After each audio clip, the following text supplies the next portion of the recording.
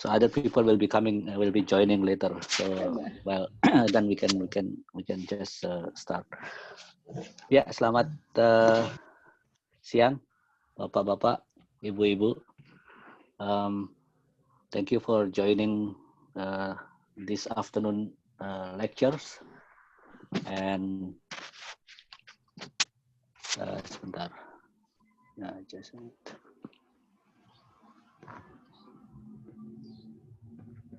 Yeah, it is an honor for us to have Dr. Casper Bruun Jensen as our guest this afternoon, and he will be giving a lecture. He will be talking about infrastructures and the infrastructures in STS and some other theories that are and concepts that are related to the topics.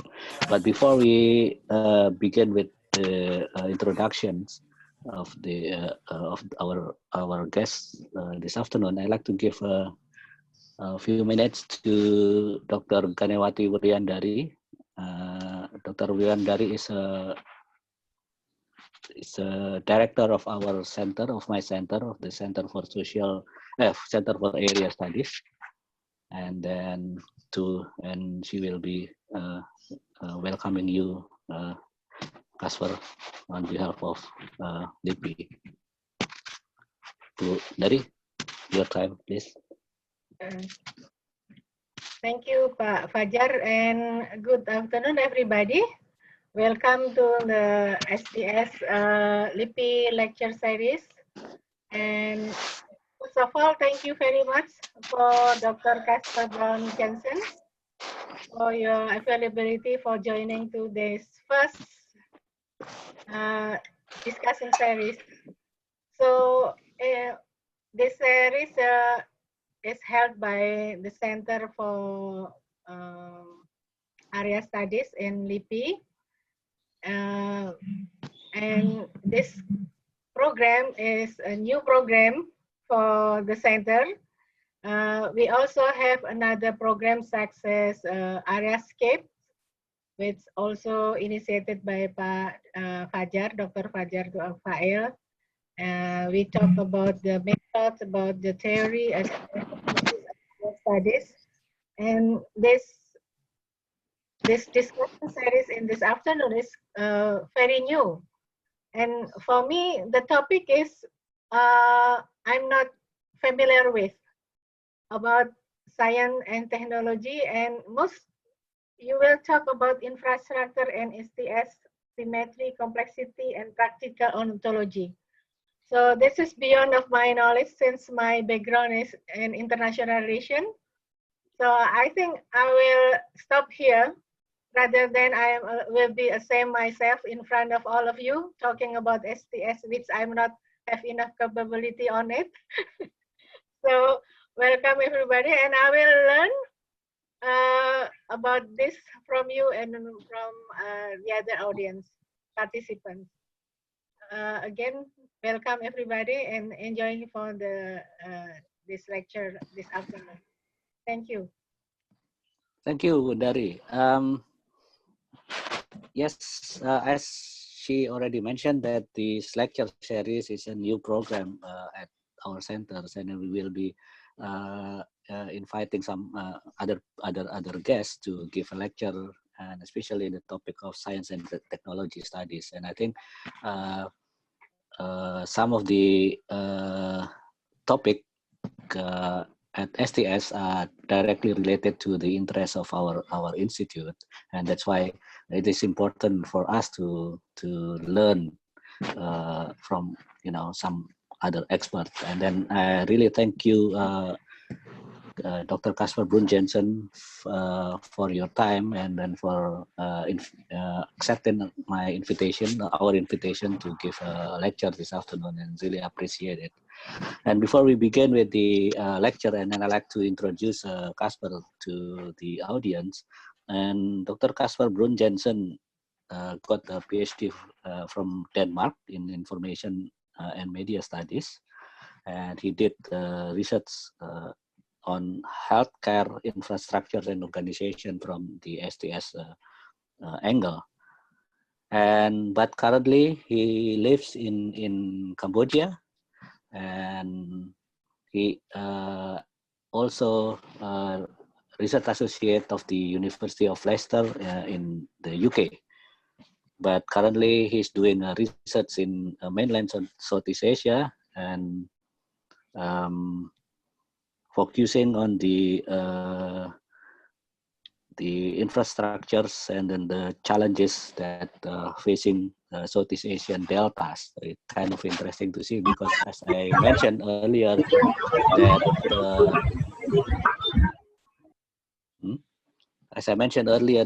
that this Center for Area Studies is basically area study center. So we have some researchers that are specializing in mainland Asia, also in Thailand, and they went to Thailand, to Cambodia, Vietnam to do research. So it will be, your topic will be, I think will be very important for our center.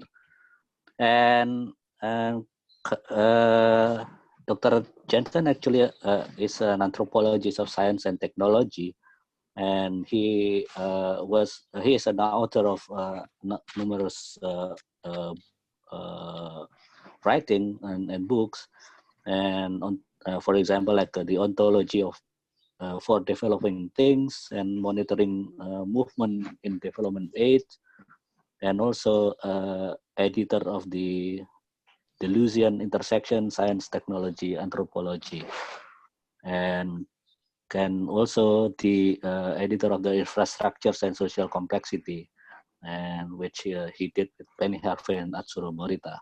And his interests especially focusing on climates, environments, infrastructures, and practical ontologies. I think it will be very interesting to have you here, because I've been, as my colleague will remember, that I've been talking about ontology for quite some time at LIPI, and I think here we have the expert who can probably explain that concept better than me. Again, thank you so much, Casper, for your time and for inviting our invitations. Okay, so we will have around 45 minutes to 1 hour lecture, and after that I will be opening the forum to the audience if you have questions or comments.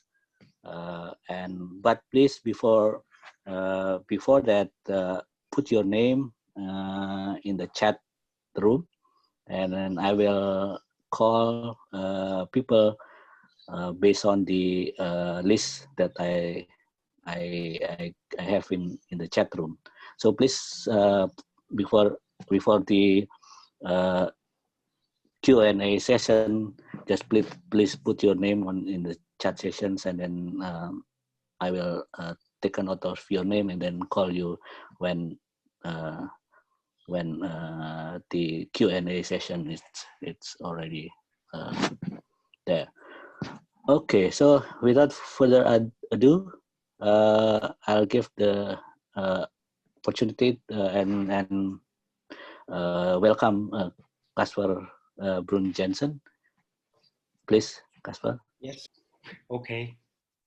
Thank you very much for the introduction, and thanks for the invitation. The honor is all mine, not yours. I'm very, very pleased to be able to talk with you all. Can't see you all on the screen, so it's a little bit abstract with Zoom, but what can we do? It's a difficult time. I would much have preferred to arrive in Jakarta in person, but it'll have to be next time. Be that as it may, as I said, I'm really happy to be able to start a conversation. Now I've been introduced as an expert, the famous position of the outside expert, but in reality, we're of course all experts in something here, and it's about having an interesting conversation about topics that intersect, hopefully, with each other in a relevant manner, and something to move forward also. So that said, I guess I should in a way apologize for this extremely complicated title, already a bit of a turnoff with symmetry, complexity, and practical ontologies. But I'll nevertheless do my best to try to make some sense of it. Now I can't see if I have PowerPoints up there or not.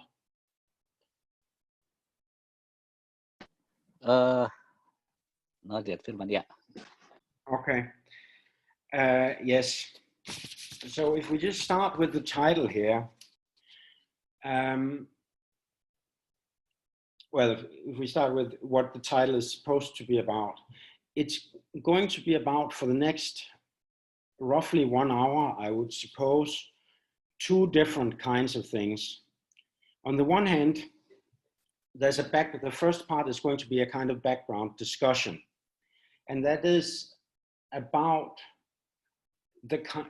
not all, but some of the motivating issues and questions that got science and technology studies, STS, started, and in particular that got actor network theory started, and that have given the particular shape to actor network theory that it has today.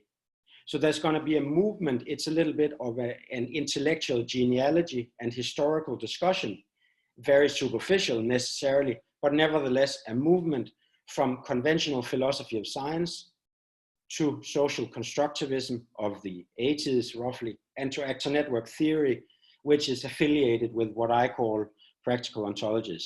So that's the first half. And then the second half is really what the title mentions here.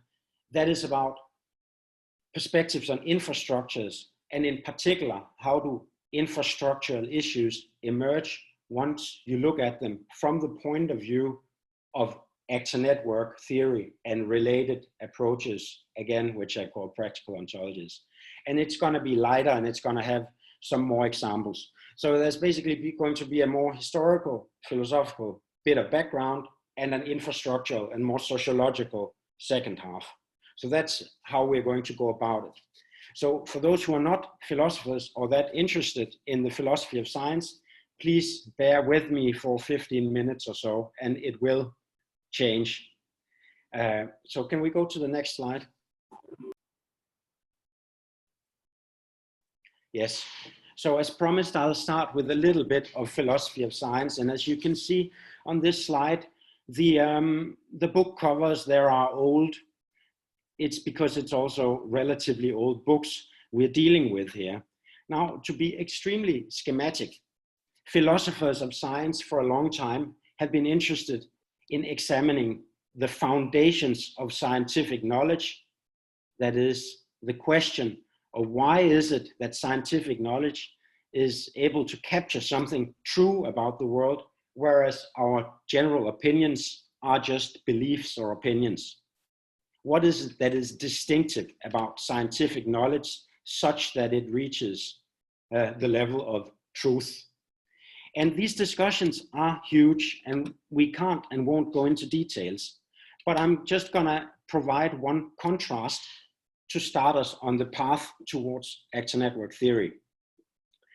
And that contrast are in those 2 books you can hopefully see here. On the one hand, you have Karl Popper's Logic of Scientific Discovery from 1934. And on the other hand, you have The Structure of Scientific Revolutions by Thomas Kuhn from 1958, I believe. Now, Karl Popper's book from the mid-30s was a very highly influential book that promoted the idea that there is indeed a logic to scientific discovery. And that is a logic of what he called falsification. What does that mean? It means that science does not progress by proving that anything is really true. Popper would say that is impossible. But it does progress by proving that many, many things are false. So it's a matter of filtering and sifting, continuously removing things we can be certain are false. So the logic of scientific discovery is falsification. And to exemplify, I may think that all swans are white, But if somebody goes out to a field in Denmark and see just one black swan, my hypothesis has been falsified. Not all swans are white. We still don't know if some swans are pink or purple, but we can say for sure that they're not all white. And hence also with much more complicated scientific hypotheses, it moves forward as a logic of falsification. And for Popper, this was important because it allowed him also to say what was not science. And for him, what was not science more than anything else was Marxism, and it was psychoanalysis. And for both of these, in Popper's view, they weren't scientific because they did not produce falsifiable statements, because no matter what happened, it would be possible to explain it with the same matter of explanatory principles from, again, the Marxist corpus or from Freud. This does not need to deter us here, but the point is that for Popper, the logic, the scientific discoveries had a logic. We're in the realm of hypothesis, logical thinking, and progress. There are others, if you look at the lower part of the slide here, who talked about things in a rather different manner that still has similar principles. For example, this idea that I've invoked here, the distinction between a context of discovery and a context of justification, does something related. Reichenbach, who it is from, he admits that there is a context to science, a social and historical context. It's not just all logical hypotheses. But he separates that cleanly. The messy context of practical circumstances where there might be social, funding, political, economics, religion, many things might be involved in the context of discovery. And then what is really important for the philosopher, the context of justification again, which is once again about logical structure and the coherence of science, which must be rationally reconstructed in order to figure out why they are really good at finding the truth. So this is how, these are our primary examples of how science has been conceptualized by philosophers of science in a superficial manner again, but nevertheless. And then comes the contrast here. And the contrast is with the historian of science, Thomas Kuhn, who introduced a radically new set of terms for thinking about scientific change. He spoke about paradigm shifts. He spoke about scientific revolutions. You notice the difference. There's not a logic as in Popper. There's a structure of revolutions. And he made a distinction between revolutions, a complete overhaul of scientific truths, and normal science, which is characterized by what he called puzzle solving, like kids or grown-ups make difficult puzzles, but nevertheless, they have a frame that are given. His examples were things like, of revolutions would be things like, up into the Middle Ages in Europe, there were Aristotelians. They had ideas about the physical structure of the universe. Everybody did puzzles. Within that, they found out a great many things. They built up their hypothesis and so on. Then came Newton. He revolutionized it. Everything was wrong. You had to start over again. But then there was a Newtonian paradigm after the revolution set in. There was a Newtonian paradigm of classical physics. And people have been doing puzzle solving within that ever since. That is until Einstein, who with the theory of relativity, or theories of relativity, revolutionized that again. Many things had to be thrown out, and now there are new puzzles and so on.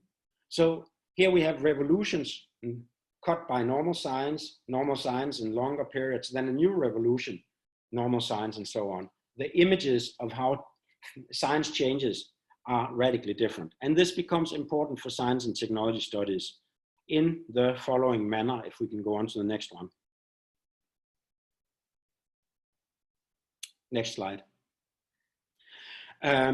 So what we see with Kuhn is not falsification. It's the idea of revolutions and changing paradigms. Paradigms characterized by deeply different assumptions, different entities, different ways of understanding what's going on in the world, and different building blocks for the world. Now, the question for Kuhn, therefore, is not like for Popper, like how to falsify, because no falsification can get you into a scientific revolution. There's nothing that can drive that. But the problem in a way is that there's also nothing within any paradigm that creates the energy to change into a totally different paradigm, that is to create the conditions for a revolution. A paradigm like classic physics has its own logic, it has its own puzzles, it has continuity within itself, but that also means that it does not have the power to identify its own limits. It's a closed worldview, if you will. Now, Kuhn admitted that within a paradigm, always there were certain kinds of weird little bits that nobody could figure out how to deal with. He called them anomalies. And he spoke about an accumulation, a gradual buildup of anomalies that finally would push a paradigm into something else, a new revolution. But he never really was able to account for what enabled some people working within science to see its own limits and push forward into something completely new. And this created a kind of opening, because if it's not the internal logic of normal science that accounts for the possibility of radical change, then you can start thinking about other possibilities. Might there be social dimensions to science that could push it into new paradigms? Might there be economical conditions or political or cultural? So as I write here, on account of Kuhn, other people started thinking that perhaps there are external factors inside science pushing through that might not affect just the institutions and the general ideas, but the core of scientific facts themselves. And that was exciting for people. Not for Kuhn, who didn't like these ideas, but for others. The then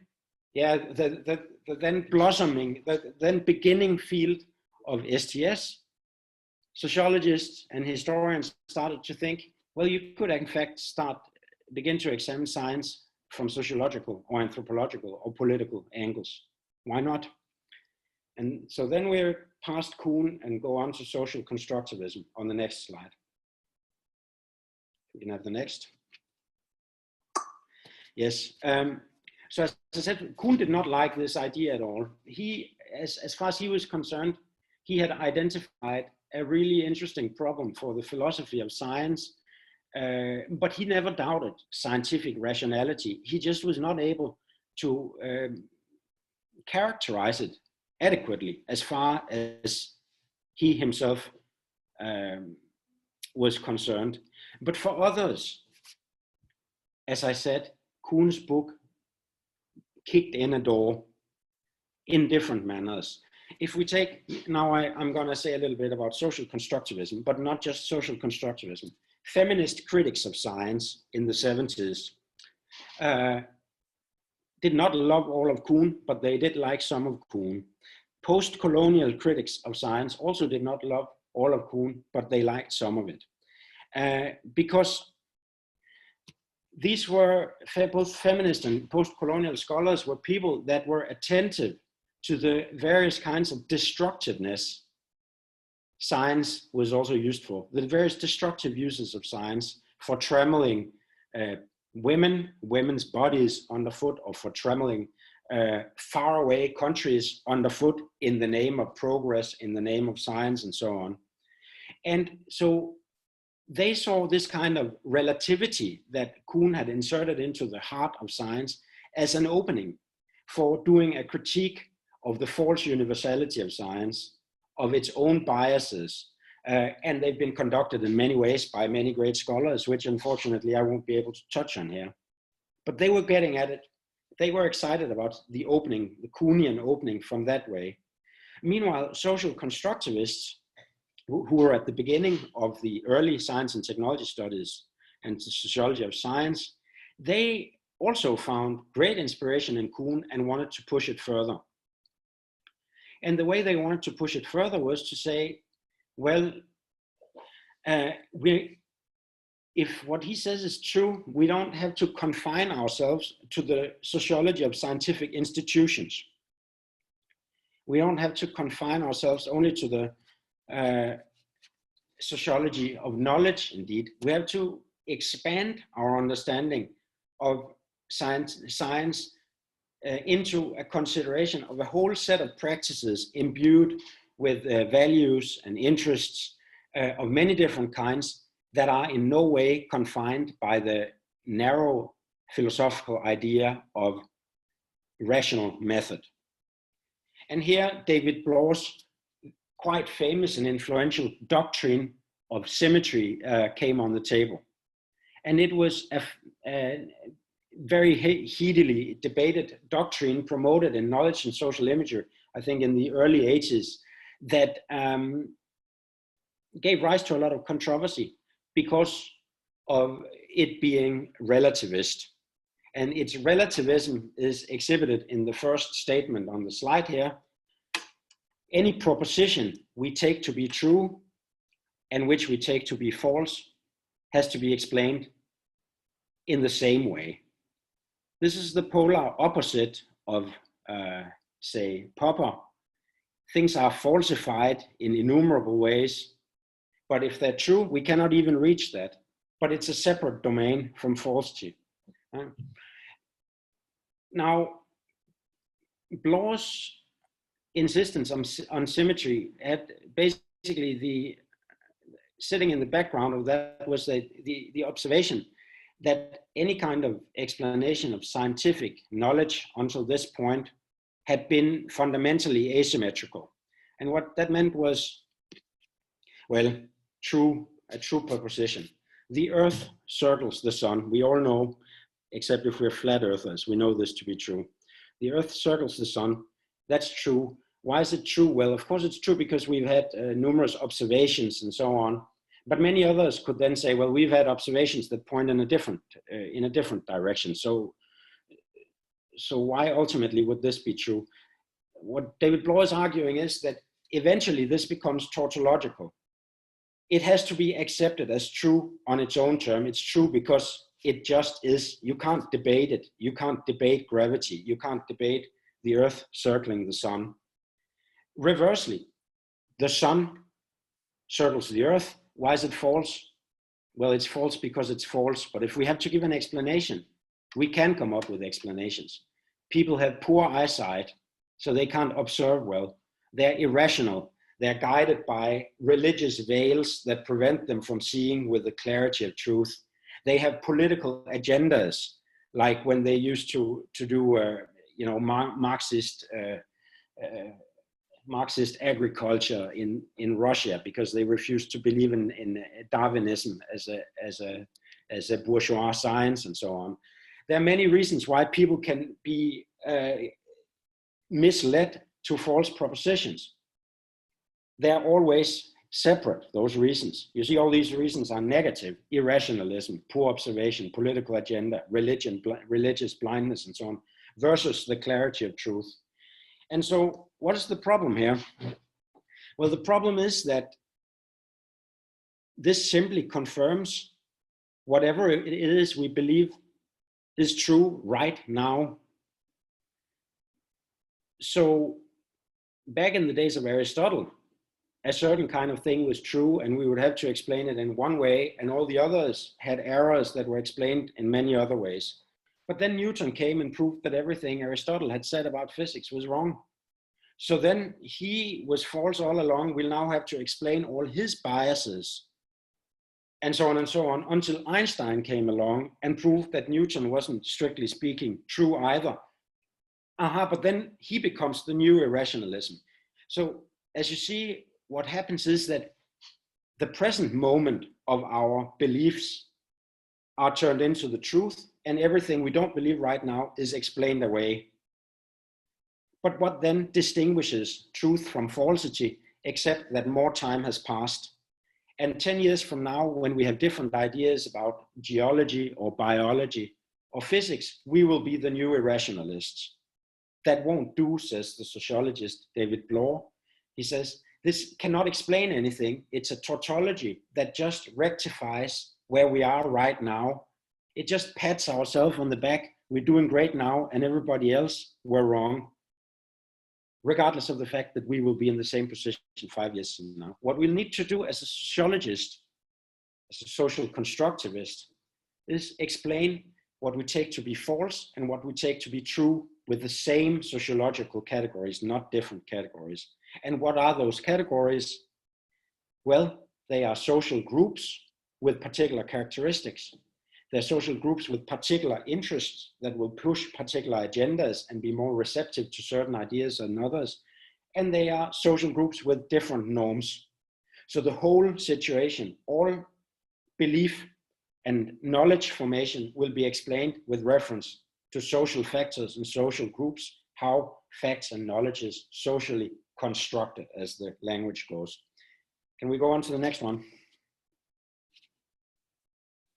Can we have the next slide? Yeah.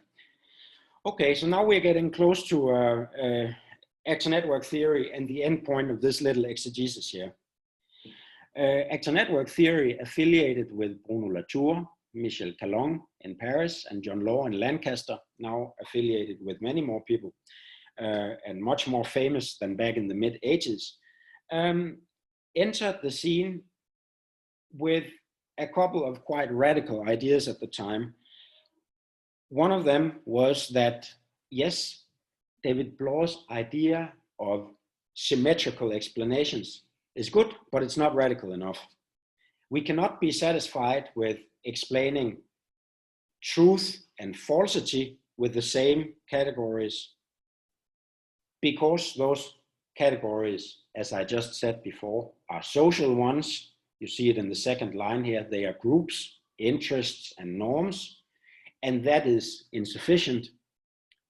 And why is that insufficient?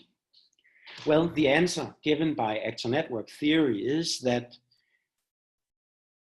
this is assuming that there is a fixed boundary between what we call the social and what we call the natural.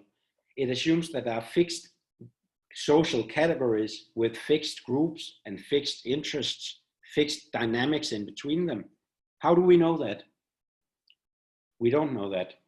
There's nothing, they said, to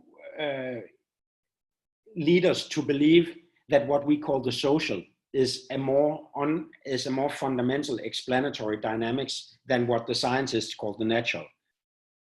And moreover, this is the second step in the symmetry part here. Moreover, by studying science and technology, we can show that what we call the social and what we call the natural are in fact both negotiated and constructed in the same process. That is here the process of doing science. Two of the books here are classics. Science in Action is the early ethnography of science, and We've Never Been Modern is Latour's somewhat later philosophical statement of this. But let me just exemplify this quickly. So what we call the social and what we call the natural are both negotiated in the process of doing science. And that means that to go beyond social explanations and do more radical symmetry, we will have to be symmetrical in our explanations, in our treatment of humans and non-humans, as I say in the last slide here. So what does it mean to say there's no firm boundary between the natural and the social world, that the boundary is constructed by scientific or other practices? Well, just three very quick examples. Think about sex and gender. Now, if we raise the question of sex and gender, it always gives rise to very heated discussions, both in the press, in social media, and everywhere. Is it sexual or gender characteristics? Are they given by hormones?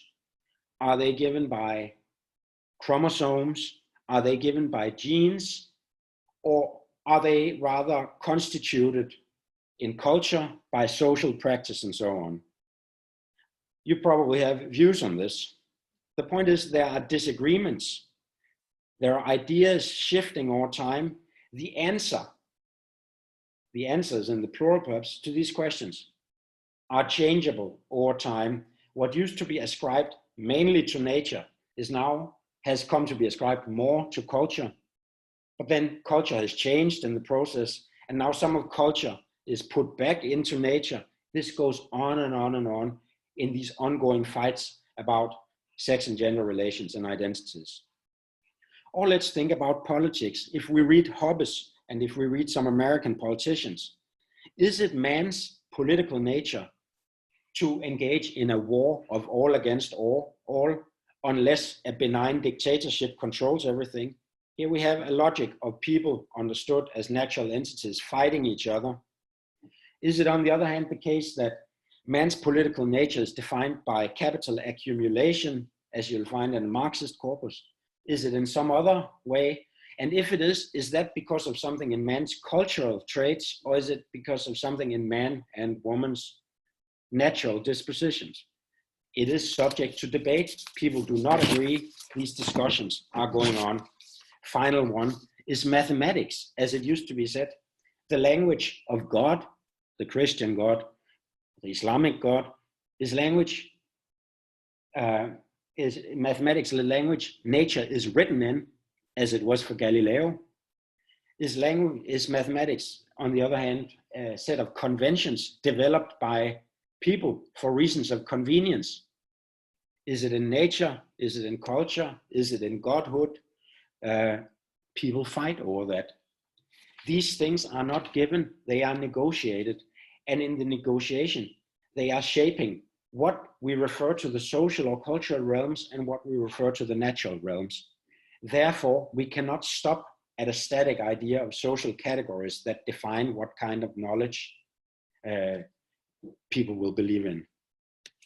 And moreover, Latour, as Latour showed and many others in STS began to show, what if we think about the category of scientists themselves?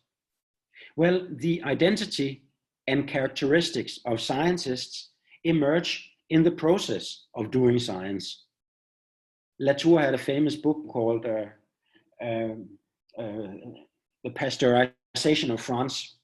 It was about Pasteur and his involvement with the microbes that eventually allowed him to control them and develop what we now call pasteurization.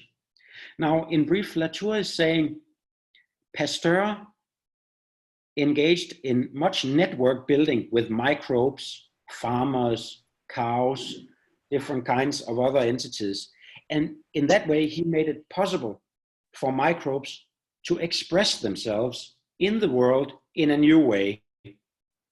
By making all these relations, Pasteur provided them with a new form of agency. And that new form of agency is exhibited in our bottles of milk today, because those bottles of milk don't grow old as quick and bad as quick as it used to do.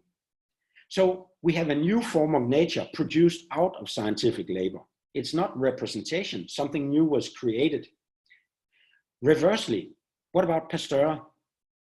Symmetrically, the microbes also made it possible for Pasteur to become a different French man, namely a famous scientist who had suddenly, from having nothing and being a fool, nobody believed in him, he got prestige, he got money, he got power, he got fame, not only for himself, but also for the emerging category of scientists that it was now more difficult to laugh at, and now became more of a serious factor in thinking, for example, about public health policies, apropos today.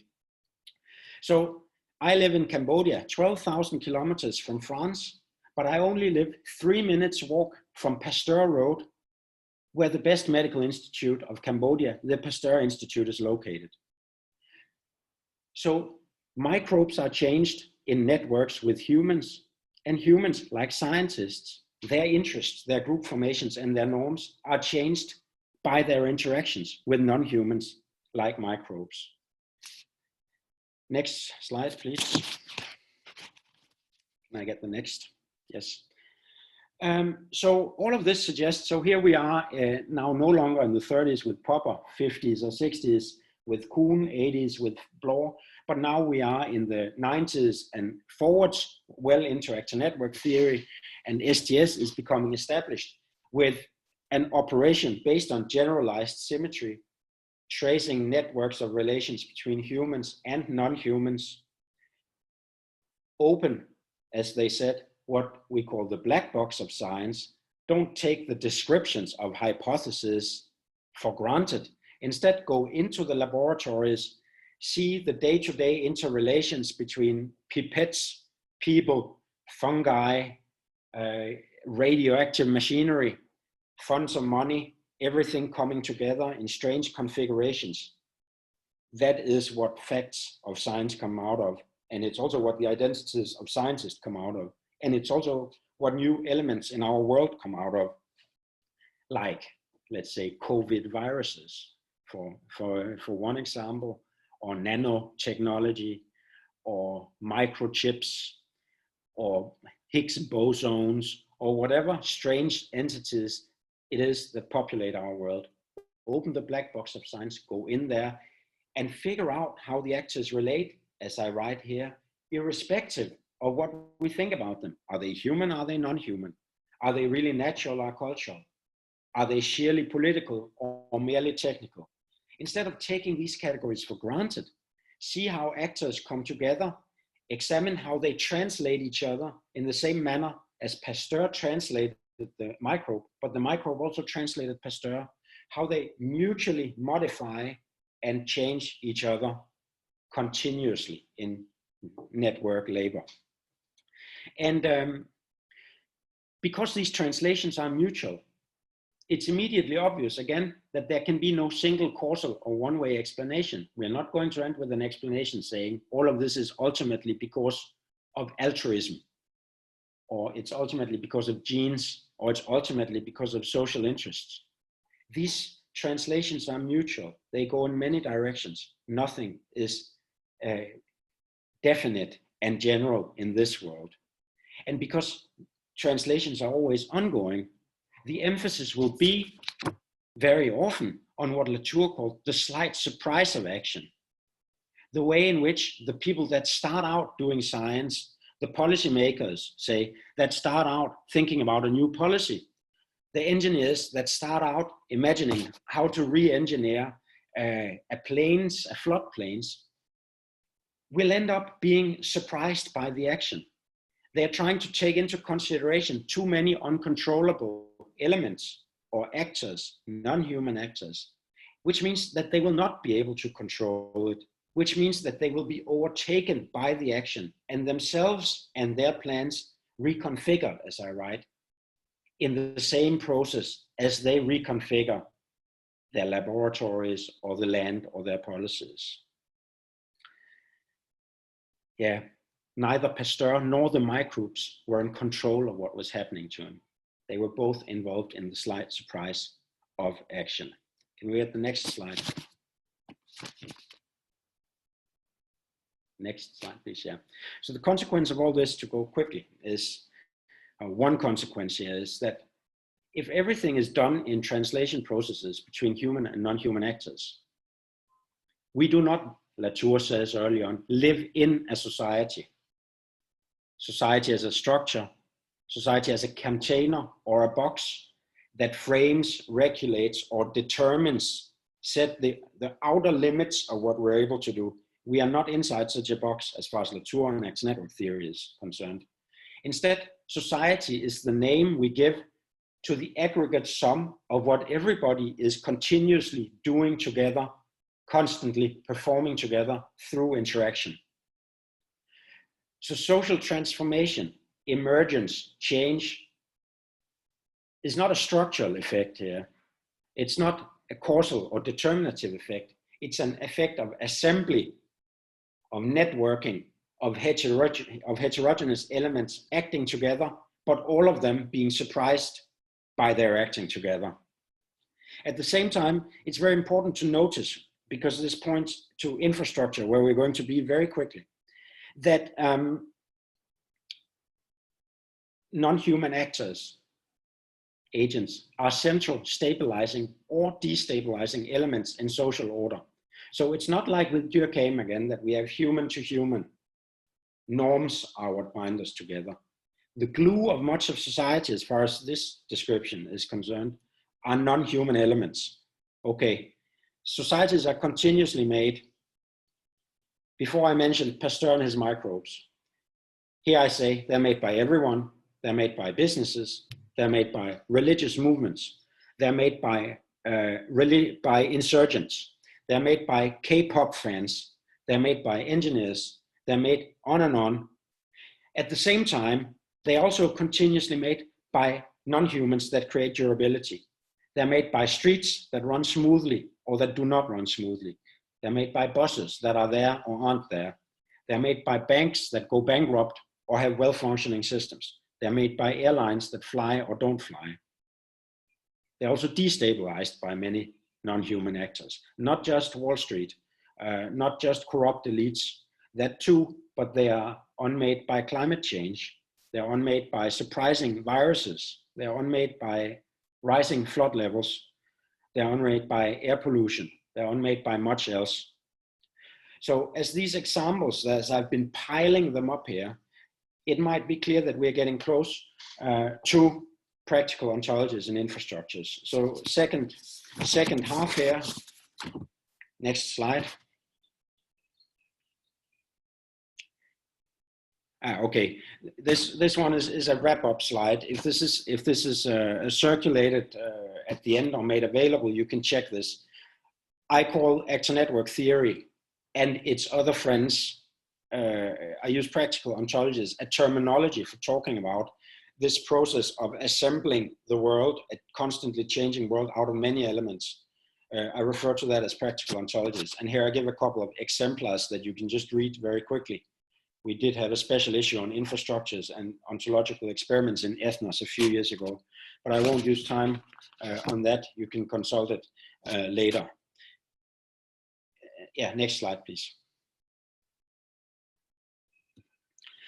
So in the previous slide, I said that, previous slides, I said that societies are continuously made by human and non-human actors, businesses, people, religious movements, also climate change, streets, buses. Some of those are clearly infrastructural elements, okay? So if we start to think about infrastructure as a phenomenon, it's clear that that's a social phenomenon. It's also clear that it's not only social, it's a more than human phenomenon.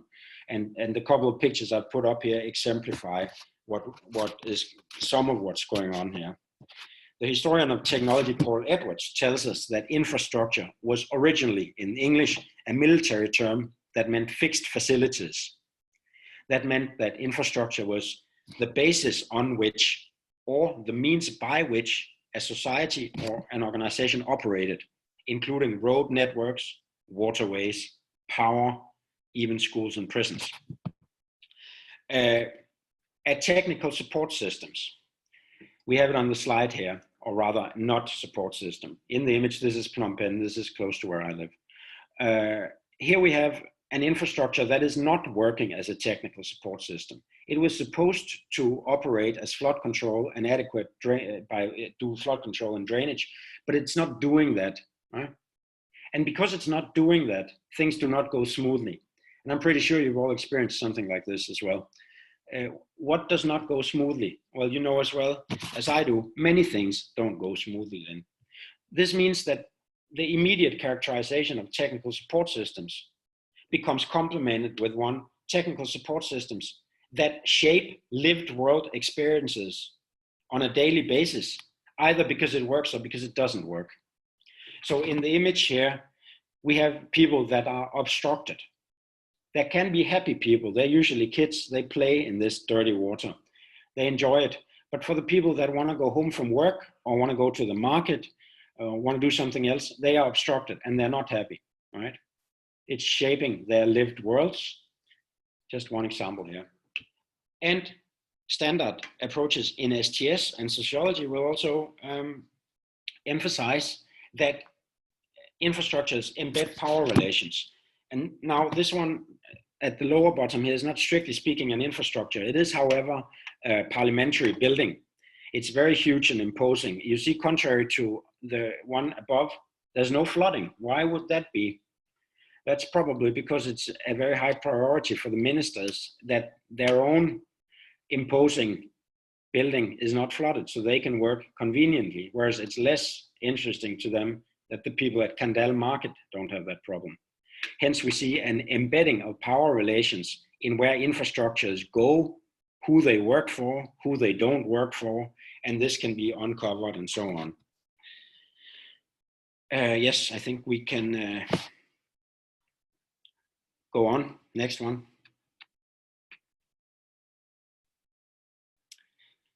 Stick with these points a little bit longer. So infrastructures exhibit state power. This is something anthropologists enjoy talking about a great deal. Joshua Barker has done some nice stuff here.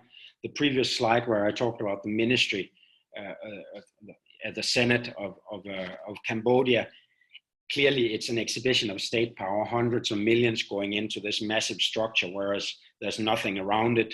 It's well functioning and so on. It's an exhibit of state power, massive projects favored by states that thereby demonstrate what they can do, literally materializing power. Okay, that's one thing. Here we also have Cambodia is in some ways quite different from Indonesia. In other ways, it's perhaps similar. The top picture here is the Hun Sen Boulevard, which is being built right now. All of this is meant to be a build-up zone of the southern Phnom Penh. It isn't happening yet. But the point is that Hun Sen, who's the prime minister, has built this new road here, named it after himself, clearly again, materializing his name and legacy into the landscape where people will later have malls and stuff like that. So we see it, and this is not in any way particular to Phnom Penh. In the same manner, STS will observe that infrastructures, and STS and anthropology will observe that infrastructures embody and express particular visions of the nations and of its citizens. And this can be read off of pictures like this, but I'll just give you a few other images to keep in your mind to see what I mean. Infrastructures embody and express particular visions of the nation and of its citizens. So consider these contrasts. The efficient social organization of Japanese trains that take everybody everywhere versus the absolute gridlock of cars not moving in many other countries, particularly, of course, in the US. The efficient public transportation of trains, the gridlock of individual cars, is saying something not just about trains and cars, but also about how the state and its citizens imagine their relations to one of each other. Another contrast, the centering on a few sites and monuments in some places, like the huge ministerial building I showed you again, the centering on a few massive sites, monuments, and luxury enclaves in some places surrounded by various kinds of city space falling apart, versus the emphasis on public spaces, clean, clear, open parks, accessibility, and the capacity for people to do something collectively together in the city, in others. That, in my view, that would be a contrast between, for example, Cambodia here and Sweden or Northern Europe in another. The openness, keep it clean, accessible to everybody, and so on. It's again embodying and expressing particular visions and relations. Or as a final image of things that can be read off of infrastructure here, the focus on centralized control structures embedded in nuclear power, which must be centralized so nobody can steal it, highly protected, and therefore put into a limited regime of experts that determines everything, versus the deregulation and relative autonomy of wind and solar power that everybody can use if they're allowed. Everybody can draw on it. It doesn't cost much money. It doesn't endanger anything. So again, these are just sets of contrast to exemplify what the point is, to say that infrastructures embody and express particular visions of the nations and of its citizens and of their relations to each other. Not just in the now, finally, but also due to their future orientation, the promissory dimension, not just what we are now, what we aspire to be as a nation, can be read off of Hun Sen Boulevard or flooded markets or huge dams like here, which will generate electricity on the Mekong but will destroy the livelihoods of fishermen and so on, in a familiar kind of story. Let's go on to the next one.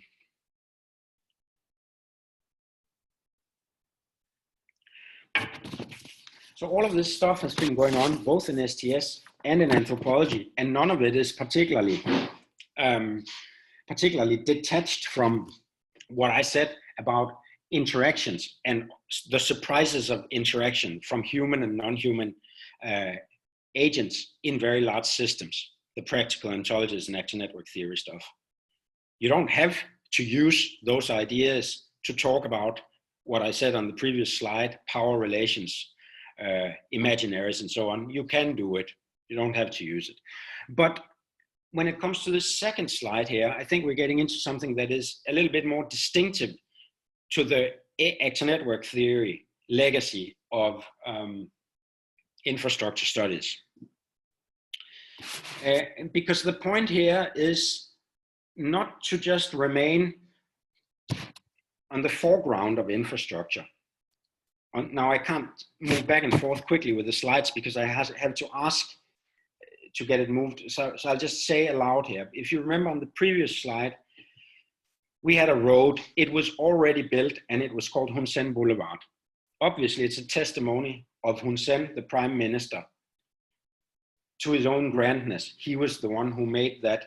And once things build up around it, everybody will be living on Hun Sen Boulevard and he'll have a lasting legacy, right?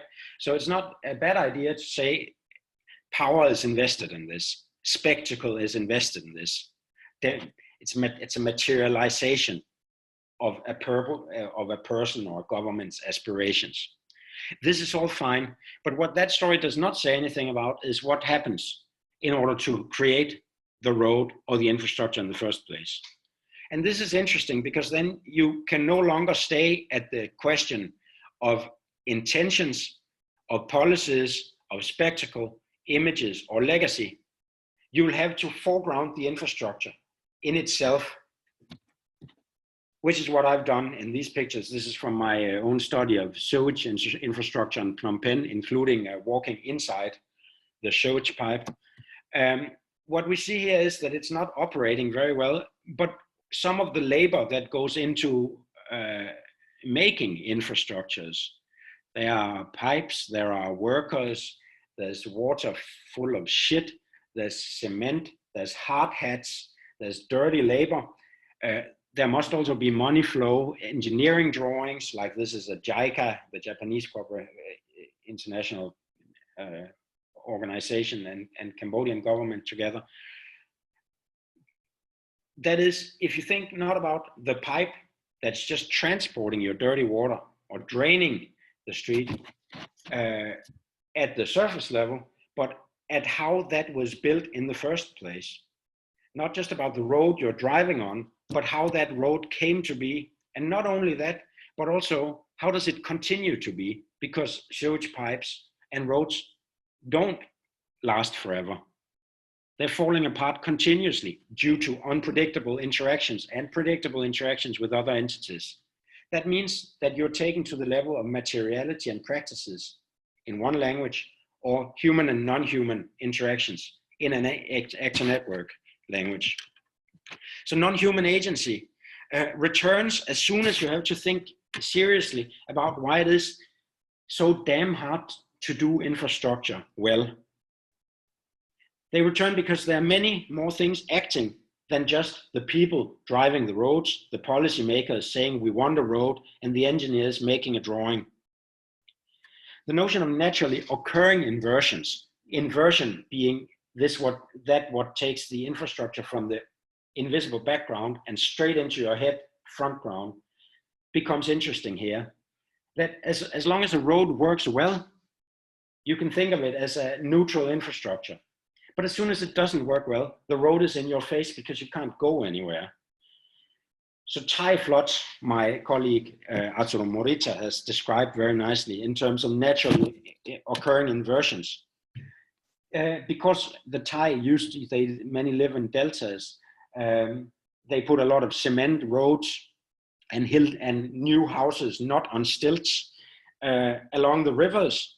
And now with climate change, the floods are getting more and more violent. the roads are not up to it. Bangkok floods all the time. It creates huge damage and so on. The infrastructure has inverted. It stopped being the background on which things work efficiently. It's now in everybody's face and driving them crazy. And one of the things that this inversion in Thailand has shown is that the instability of roads and ground level houses faced with other non-human agents like climate change. To the contrary, the relative stability of old style houses on stilts and long-stemmed rice that can grow extremely quickly during floods, but which had been pretty much demolished with the Green Revolution, are now returning as elements stabilizing networks where climate change become more prominent. So we see this takes us into a different level of discussion than the one centering on how state power manifests itself in infrastructure. It takes us into the pipes, into the floods, into the elements that are not holding together whenever infrastructures fall apart. It's a different level of analysis that is very much on the agenda whenever action network theory goes into infrastructure. Can we go on? I'm not going to talk much longer, by the way. Just going to give two very quick examples and one slide with some final pointers. Frictions. I don't think I said that at the end of the last, but at the bottom of the last slide, there was a point saying you end up with a certain kind of friction between what is formally intended by state power, business power, and so on, that wants to show their capacities by building grand infrastructure. And then the continuous falling part of those infrastructures in practice, where it isn't so grand and fine and it didn't work out so well as everybody expected. A constant set of translations or frictions between intentions and actual realities, which can be directly related to what Latour called the slight surprise of action. The slight surprise of action, like this one, for example, which is very banal. One is on the right side is a picture of one of Phnom Penh's boulevards close to where I live. It's lined with trees because the original architecture of the city was inspired by and indeed built by French colonialists that wanted to turn Phnom Penh into sort of little Paris in Indochina. The colonialists are gone, but many of the tree boulevards are still there. And at the same time, the Japanese Development Agency is now trying to improve the drainage systems on a limited budget, running under those streets, which is pretty much a good idea to prevent the flooding. But what you get then are frictions, just one here. Those trees are starving. They would really like some nourishment. And somehow their roots are extremely good at smelling the sewage, basically the flow of shit running under the streets. And so you have a schematic here of what trees does to sewage pipes. They crack them open constantly to suck up the nutrition. And that means that underneath this street here on the right side, and probably underneath many of your streets, you have a low intensity battle. Pipes versus trees, engineers versus trees. This goes on all the time, non-stop. The trees don't go home or take vacations. They just sit there and do their tree things. Yeah. And what should you do about it? Who should pay for it? Can you cut down all the trees? Is enough being done? Is the fact that the pipes keep cracking, is that engineering incompetence? Well, these are all relevant problems. But as I said, the trees of Phnom Penh are hungry. They do their work quietly. They never stop. Every day they undo what development organizations and policymakers promise. How are you going to solve it? Give up on proper sewage, give up on the trees, make the budgets for maintenance 5 times larger, but then you'd have to take the money from somewhere else. Where should you take it from? The frictions arising as non-human and human elements interact quietly in our infrastructures are clear, their effects are clear, but the solutions are terribly complicated because of this kinds of entwinements. Or another one, a second example. If we can switch. This is also from Phnom Penh sewage, call it infrastructure loop. So here we have another kind of complex entwinement of infrastructure, livelihoods, and much else that is not dealt with at the level of spectacle and promises. Basically, the situation is this: if we start in the top left corner here, you have some very dirty water. It's running out of the open sewers from Phnom Penh. It's running south. It's running into the marshes. In fact, the marshes is a picture underneath there. In fact, the marshes are really good. They work as natural biofilters. It means that not all the dirty stuff goes into the Mekong River. That's good. And cheap. At the same time, Cambodia, as many other places, sees demographic changes. People don't have any hope out in the villages. They move towards the city, but they don't have any money, so they become squatters. Where do they squat? Where it's not really pleasant, where nobody will, where they'll be left alone. They squat in the southern marshes, where the sewage water runs in. But how can they make money? They got to do something, right? So we go to the top right picture. They grow morning glory. All of this down here are dense fields with morning glory, which happens to love the really nutritious, rich food of the sewage water, unfiltered. Which means that in the morning time, these ladies here, they pack all their morning glory and all the stuff they've grown down in the sewage marshes. They take them back to the central market. The place I showed was flooded in the first place, and they sell it there as fresh produce that people in the city take home, that restaurants take home, and that we eat on a daily basis. This is filled, of course, with E. coli and with many other things, which means that public health hazards from vegetable consumption is continuously on the rise. Where does infrastructure stop and social organization end? Where's the technical system? What is the agricultural system here? What is the business system of markets? What is the waste management system? All of this is the same system, and it's a system that really doesn't care whether we're talking about a pipe, morning glory, or a guy at the market thinking about buying cheap produce for his cheap restaurant. So what I call the practical ontology here is in the composite of relations that does all of this together, creating both money for these poor squatters and poor health outcomes for those who eat the morning glory with E. coli in the central city without knowing where it comes from, and creates many other kinds of things, activities, identities, and subjectivities for a vast variety of people, depending on which infrastructure you zoom in on and unpack in terms of the relations they contain, like I've tried to do here. So I'll give you the last slide. I can have the last one. And this is just by way of summary, and then it's by way of self-advertising that I apologize for. What I've tried to describe here for the last hour is via some basic philosophy that started out with ideas and ended up with practices, and ended up not just with social practices, but also with practices that were composites of human and non-human agents.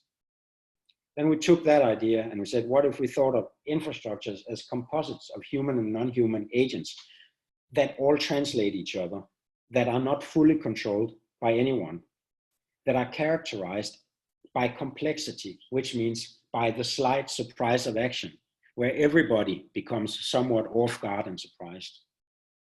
Well, then what happens is that infrastructures cannot be studied as fully controlled by human actors or their intentions.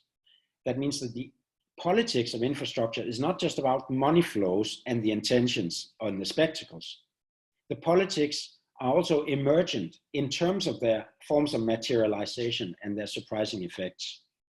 And in fact, as I'm suggesting, the subjectivities and social positions of a given city or society is also not determined by infrastructure, but affected, shaped, modified by infrastructure. The subject positions, the economic positions, and so forth of the ladies on the motorbike on the last one is shaped by their accessibility, their capacity for making a living by growing morning glory, which is shaped by the fact that the morning glory thrives in sewage water, which is shaped by the fact that the sewage system works the way it does or doesn't work the way it does in Phnom Penh right now. If the sewage system was different, their subject positions and their economic opportunities would be different. They would have to live in a different place, and on and on and on. And this means that infrastructures can be studied in terms of the ontological patterns and forms they create, but also, of course, which they destroy. And I've added the latter about destruction in particular in today's world, because I think that what we're facing now in many different registers is the question of how it's possible to create better, in some sense, more livable, more sustainable, or more resilient infrastructures, and better, in some sense, material itineraries that are capable of allowing more different kinds of entities to thrive together. Not just people, many different kinds of people, in many kinds of different ecologies, with many kinds of other entities as well. And I think, so in that sense, I think that the infrastructure issue is really, cannot be separated from what we're talking about when we talk about climate change, when we're talking about biodiversity, and many other of the really prescient topics. But it provides a distinctive entry point for considering what is going on, for example, in terms of what would it mean to make Jakarta a better or even possible place 50 years from now. Some of these things are discussed in the sort of self-advertised book on the right, especially, I would say, Infrastructures and Social Complexity is a very massive edited volume with 35 chapters covering quite a lot of ground, that if you thought some of this was interesting, that might be interesting to have a look in. But I'll stop on this note. I hope you could hear me. I have no idea, but thank you very much. Thank you, Casper. And it was very dense presentations, and I think we kind of had to digest what you've been suggesting, like different kinds of concepts of different kinds of approaches. And what I really enjoy is that you are able to kind of give us some kind of overview from the early part of the STS intellectual history and moving toward this the more contemporary approach, and also in particularly after network theory. But I think one of the problem that I see it, why a lot of people, it's kind of very difficult to grasp the idea. It's just because we are really now is get used to think that everything should move smoothly, including the infrastructures. Good infrastructures is something that is functioning. When you're talking about something that is not functioning, and then people will say that not infrastructures. But you give us some different kind of angle to think about differences of the ontological agency to what extent that different kinds of relationship can be incorporated, which means that we're not necessarily talking about failures of infrastructure, but we are talking about different kind of assemblage, different kind of relationship that is taking place within that set of form, what we used to call infrastructures. But I'm thinking and give you some kind of very simple illustration at LIPI, for example, at our institute.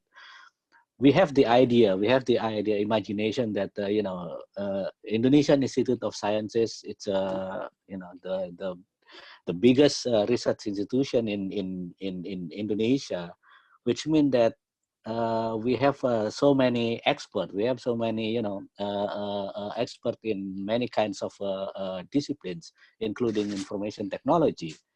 But in fact, when we talking about our internet infrastructure, for example, then suddenly, what you call what the Bruno Latour talk about, the surprises of action.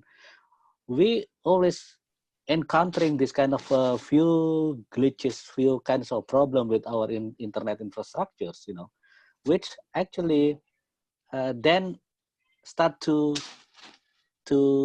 question ourselves whether this is it's a matter of infrastructural failure, or it's a matter of inadequate expertise. So this kind of a thing that I think we need to reflect on, because some of the example actually, for me, it's kind of a very very revolutionary, because it pushed me to think otherwise.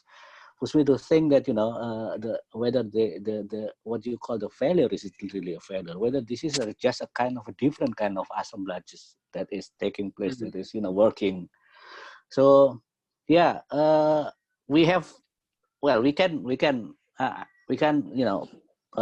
pinpoint a number of examples in Indonesia. There's so many examples that can illustrate the point that you raised.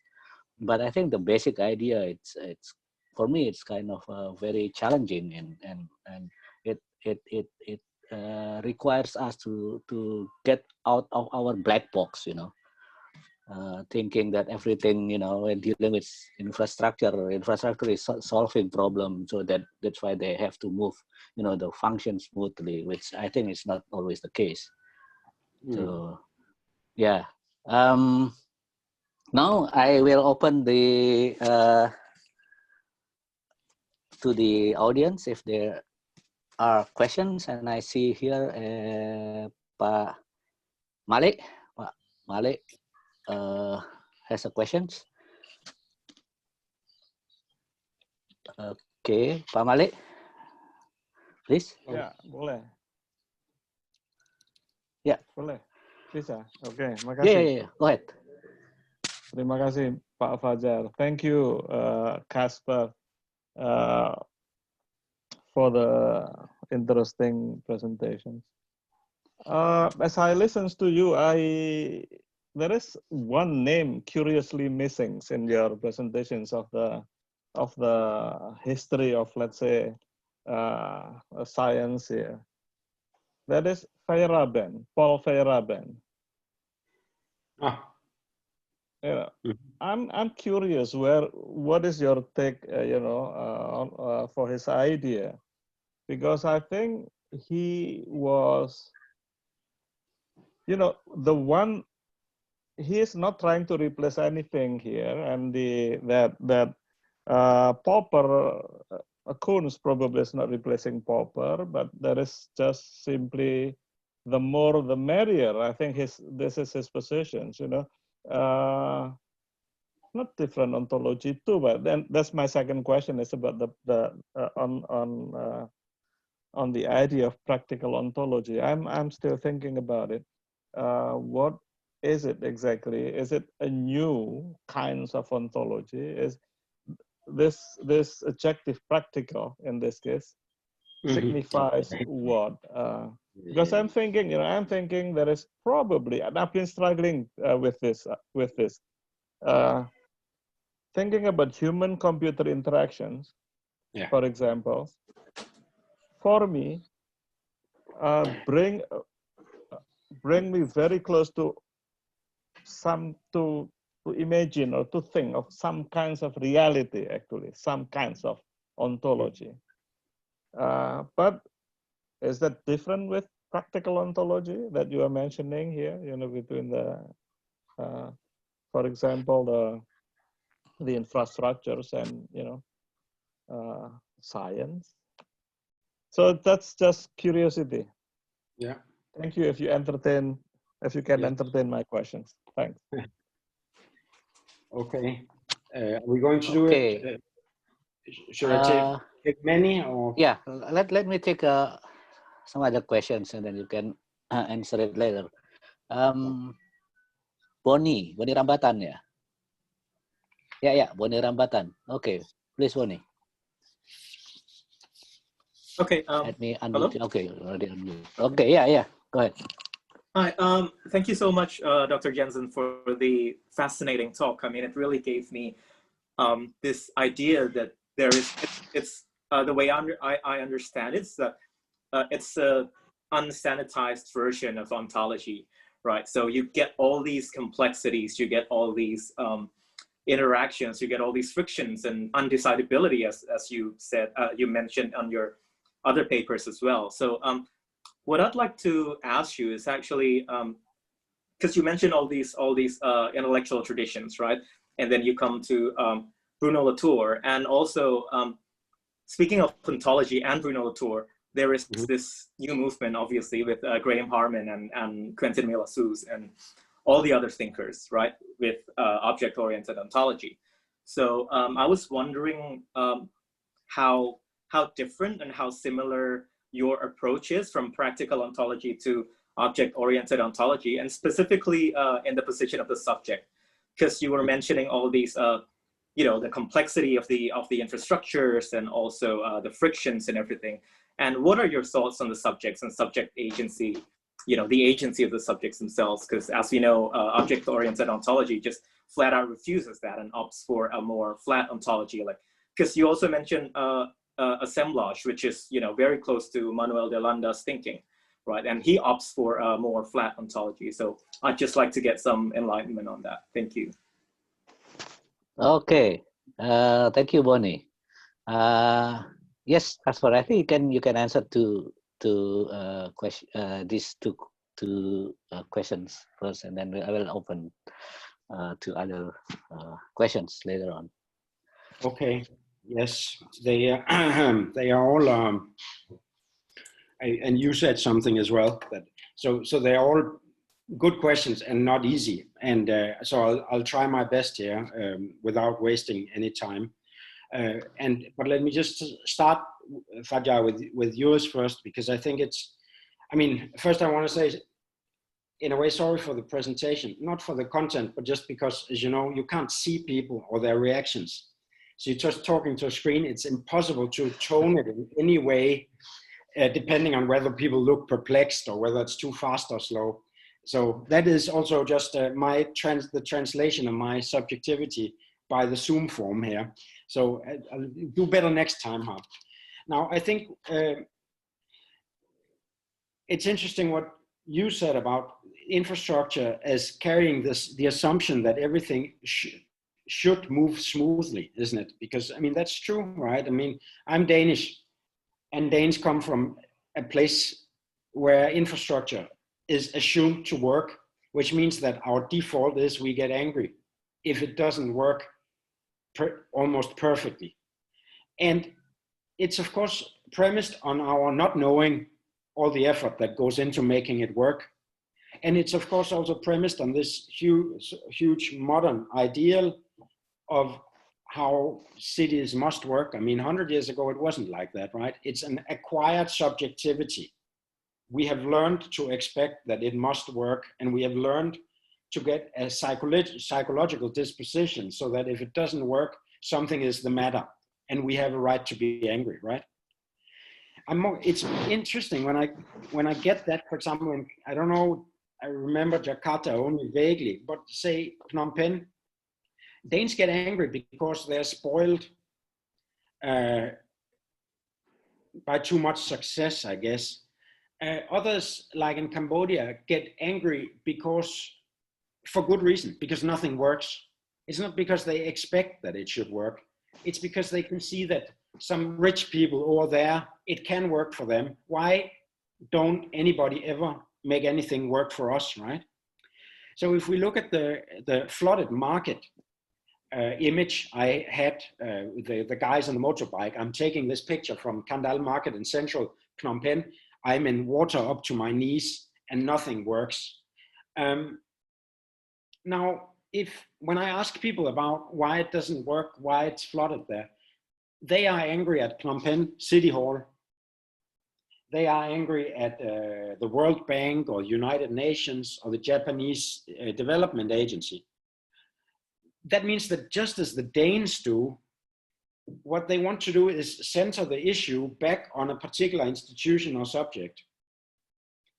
And I can understand that to an extent, but what falls out of the picture there is at the same time that it doesn't work for material reasons.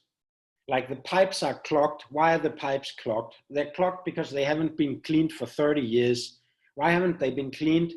Well, back in the 1970s, when Khmer Rouge trashed all of Cambodia, they also burnt down the building that had the engineering drawings. So nobody even knew where the pipes were until 2010. And the only way they found out was driving around in some cars and doing it sort of manually with binoculars. We probably have some sewage here, right? So the idea that this could just somehow work now is simply false. And then you have money constraints, you have other kinds of constraints. And meanwhile, you have the same people that are complaining at the market. What do? Well, they take their garbage and they throw it onto the street. They don't wrap it up. Where does it go? It goes into the drains, right? So while they're complaining about everything that's not being done for them, they are worsening it on a continual basis, which means that when I then talk to the Japanese engineers, they say, well, the problem at the market is that the people refuse to keep their garbage out, so it keeps clogging the system, and then they blame us. So what you have here is a blame game where at the center is an infrastructure, but infrastructure is what nobody talks about. They all want to talk about other people that did something badly. And I think it's okay to say that many people do something badly out of greed or incompetence or laziness, because we all know that people do bad things like that. But it's just a curious observation that the infrastructural systems that it's actually about and the concrete relations to that very easily fall out of the whole picture. Though, in fact, if people didn't throw all the garbage into onto the roads, it wouldn't clog and they wouldn't flood so much. It wouldn't solve the problem. But again, I mean, so it's something about changing the perspective in order to be recipient to the surprises that come, not from people's ideologies and interests only, but from the concrete relations I have with my garbage, or the concrete relations I have with my motorbike, or with whatever. That in fact is a contributing factor in a small manner to the whole keeping the infrastructure together. And I think almost nobody has a good glance on that, except anthropologists that are interested in STS and infrastructure. It's because, to my mind, it's because of this opening via actor network theory. We'll get to that in a moment. Now, it's not only actor network theory, of course, but via actor network theory and its symmetry of saying, don't just look at people and people, look at people doing stuff with other things like their roads, their motorbikes, their waste, their phones, whatever it is. Have an open mind to the kinds of relations that are producing that phenomenon. And now the phenomenon then is, for me, was sewage here. So this is, I think, it may be challenging because you cannot then easily say it's pure sociology, it's pure political science, or it's pure waste management, or sort of organizing garbage in containers, or sorting, so filtering it, right? It has to be at the intersections of these disciplines because it needs to speak both about garbage and people at the same time, right? Without being too clear about what their relation is. So the not too clear surprise of action, you heard many times. So this is obviously a key thing for me in this. And that relates both to the practical ontologist stuff, which the 2 second questions were about. So let's try to say something about that. One of them had this very nice bit about Feierabend. Now I just think that's great.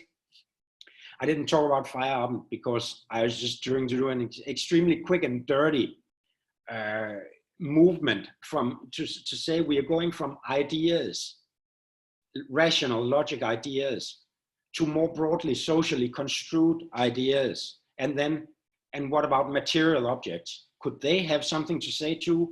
What about material practices? Could they even have agency? Okay. So if you will, I did not need Feierabend for that. But at the same time, if we are thinking about practical ontologies, Feierabend is in fact very nice to think with. Here's something I've cited Feierabend myself on this. Like, it's not the same. Like, one of the reasons why it's not the same is he's interested in a wild proliferation of different and interesting and worthwhile belief systems. He's always fighting against science as this monolith.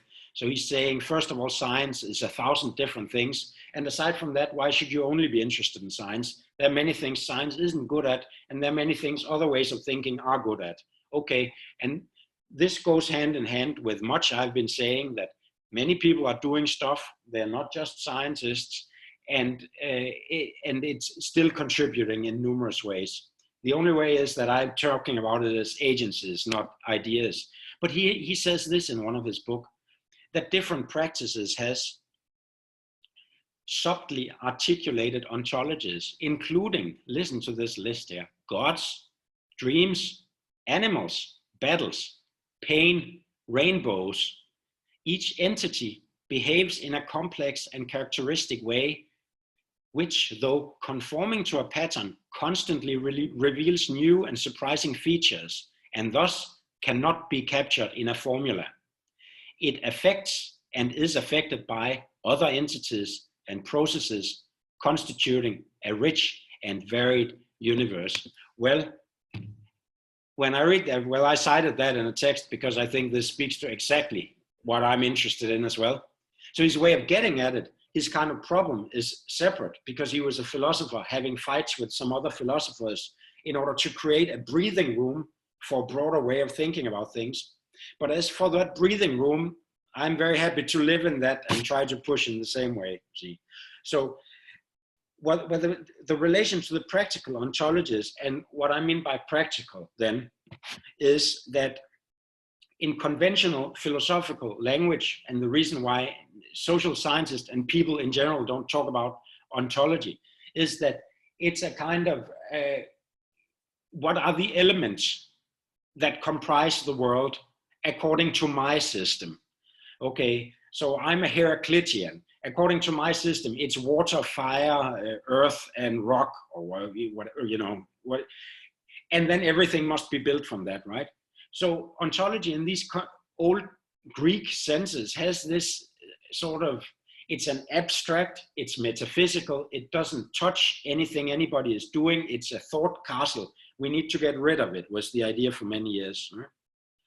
Now, when Latour and the others came in and started talking about material agency, you remember I said at one point, we don't know what a society is. There is no society except what emerges out of what is being done. There were no pasteurization until it was produced out of a confluence or assemblage of factors. Now we have it. Something new came into the world. The world is now populated by pasteurization. We have now a practical ontology with Pasteur microbes in it. Practical, meaning it didn't come from the sky. I didn't think it up. It was created under difficult circumstances, but now it has a durability and won't go away. Right? We now have a practical ontology in which certain numbers of CO2 are going up. That's gonna have innumerable consequences for us and our kids. We cannot get rid of it, but it wasn't like that 200 years ago. The numbers were maybe going up or down a little bit, but we're not in, the world has changed, right? The ontology part says the elements that are important in this world or comprise this world are changing. They're emerging effects of other things coming together. And the practical part says, and this is something that can be observed and done and dealt with in numerous registers, right? So new subjectivities are formed. The subjectivity of that woman driving around with morning glory at the back of her motorbike is a relative, not an absolutely, but a relatively new subjectivity. It was not the same when she was out in the village earning $5 per month and starving. Now it's changed, her body has changed because it's affected negatively by living in the sewage, but her wallet has changed in that she now has the capacity to send some money back and do some other things. In other words, her as a person has changed through her relations. In other words, her ontology has been practically modified by the set of relations she's interacting with on an ongoing basis. So the practical is not sort of pragmatic or like that you only do things for practical reasons. Then it would not have the space for firearms, dreams, and spirits, and so on. The practical is, it's people interacting with stuff, and then that can be morning glory, but it could also be with dreams, pains, or spirits, you see. Maybe not in an infrastructure, but in some other ones. And so the constituent blocks of a practical ontology is not giving, but they're emergent as effects of the relations. And this is really the main thing. And so to the third very eloquent, nice question there, I really like the idea of an unsanitized version of ontology and maybe of anthropology. It's great, of course. It's directly unsanitized in that so much of what I talked about was literally shit. Like I walked around with these boots down the sewage of Phnom Penh. It's not clean, it's not nice. It's not the same kind of engagement with infrastructure as if you're dealing with it at the level of spectacle. Like then I could go to a nice mall and see the nice images they project of how good they've done, right? And that's fine. But a lot of this is messy and dirty and unsanitized. And that's why it's also hidden. It's not where you're usually supposed to go. And it's full of very many lively agencies, which is great. What do you think about the subject? You said, I think about the subject in the way I just described with reference to the lady on the motorbike, right? I mean, the subject, we don't know what it is. We don't know what the agent is. We can find out by studying how the subject is put together and gains different kinds of characteristics and qualities by engaging with a wide variety of things. For example, sewage and morning glory, or it could be different. It could be a sort of fancy upscale lady. Subjectivity is produced not by being fancy and upscale, but by the gold Visa card that enables particular kinds of transportation to a particular kind of mall with particular kinds of Hermes bags that enable relations to be made. Well, my subjectivity is created by my acquisition and my close, intimate relations with the Hermes bags and the settings that puts me into relative to other kinds of settings that put me in totally different, right? So meanwhile, we don't know, right? I mean, when you speak of decolonial, post-colonial and decolonial practice, you speak both of appropriation, misappropriation of other people's artifacts, but you also talk about reappropriation, right? And one way of talking about reappropriation is that things that have been taken away from us or given negative spin, we will not accept it. For example, I don't say this word for fun, but as we know in Black America, like people were called niggers, right? They were. And they didn't enjoy that for good reason. And nobody should call them that. But sometimes it's okay if they call them that themselves. We're reappropriating something. We're retaking our qualities and translating them back. And the same can happen, not just with the translation of language, but also with the translation of artifacts. Things that used to be seen as cheap, dirty, negative, slutty, bad in some way, can be reappropriated as something that now signifies new identities, new possibilities, and accepting of what I am in the world in different manners. All of this, I would also group in these kinds of surprises of action that we are all involved in, goes into this. This is beyond infrastructure, but in more general terms. And I would then, so this unsanitized version, I'm totally in line with, I think it's great. And I'll just say, for me, there's an important difference then between that and the object-oriented ontologists. And you can in fact hear it in everything I say, because I say relationality, materialization. I don't care whether you talk about subjects or not. I think they're subjects, they're just put together. Whereas what Harman and Miyasu wants to do is protect some kind of pristine object so that it isn't touched by anything whatsoever, right? So they're doing almost the inverse of what I'm talking about. They're saying, well, here we have this soda water, and to be sure, I'm now interacting with it.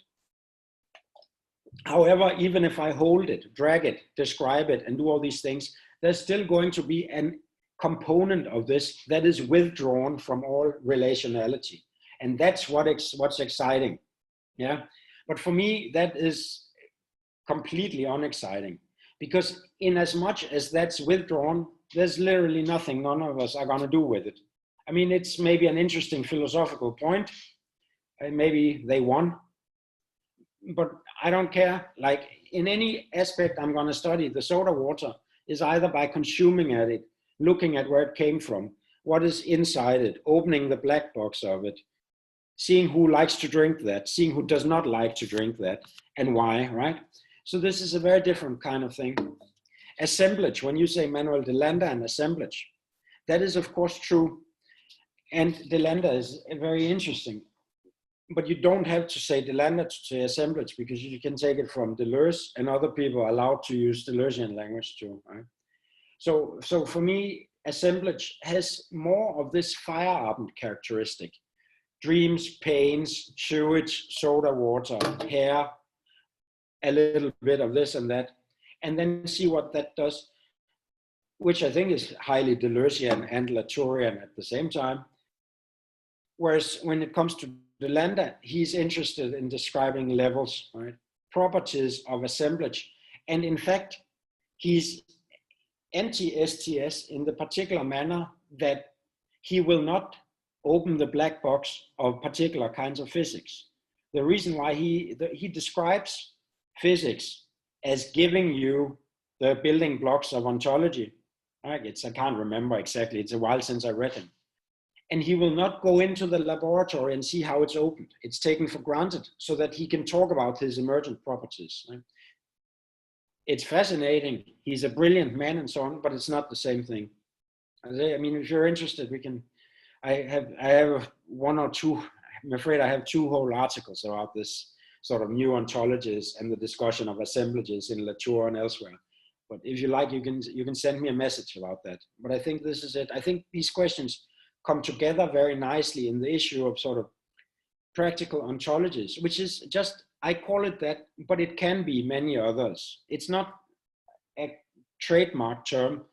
It's a term I use because I find it useful for grouping a bunch of people I find extremely interesting and worthwhile, and that does something more or less related, including Latour, Andrew Pickering, Helen Varan on indigenous knowledges in Australia, Charis Thompson on reproductive technology in the US, maybe Eduardo Rivera Castro, the Amerindianist anthropologist, many interested in Deleuze and so on. And I'm just like, at a certain point, I wanted a terminology for talking about the practical transformation of the world and ongoing retransformation of the world as a process that was not just about our knowledges about it, but about material changes, which is what is the world, which is ontologies. But you couldn't say ontology without sounding like an old bearded Greek guy. So they had to somehow, the best I came up with back then was they're practical. I mean, doing something with something, right? So there's a practical in a pragmatic sense, but you can be pragmatic about spirits too, right? And you can be pragmatic about everything. So it's not meant as a reductive term in that sense. Yeah, that was my effort. Big questions. Yes, thank you, Casper. So I'd like to open to other question if anyone want to jump in and ask questions, or maybe some clarification or further explanations. Anyone? I would say if it's a difficult one to take up here, 5 minutes to 4, and I talk fast and ramble on, I'll just say this, that I am stuck like everybody in Phnom Penh on Corona, can't go anywhere, just sitting. That means that I'm an extremely good email correspondent these days. If anybody has anything they feel like they could more easily ask in an email by all means do it, and I will definitely reply. Yeah, thank you, Casper. Yeah, if anyone has other questions.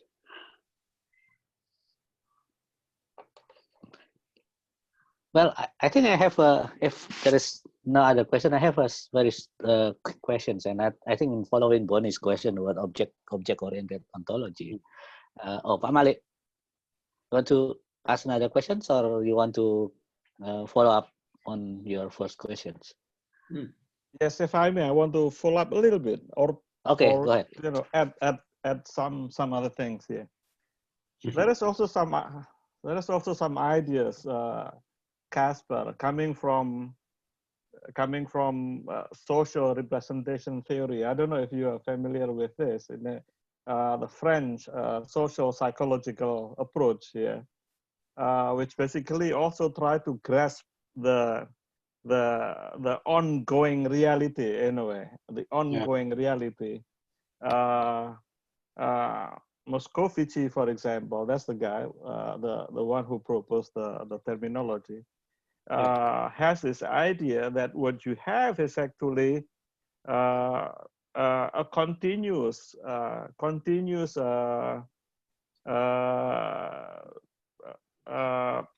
going back and forth, let's say, going back and forth between the reified universe and the consensual universe.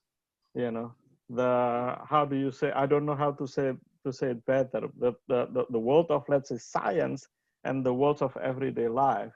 That's where you get it, actually. You know, that's where you get your everyday life.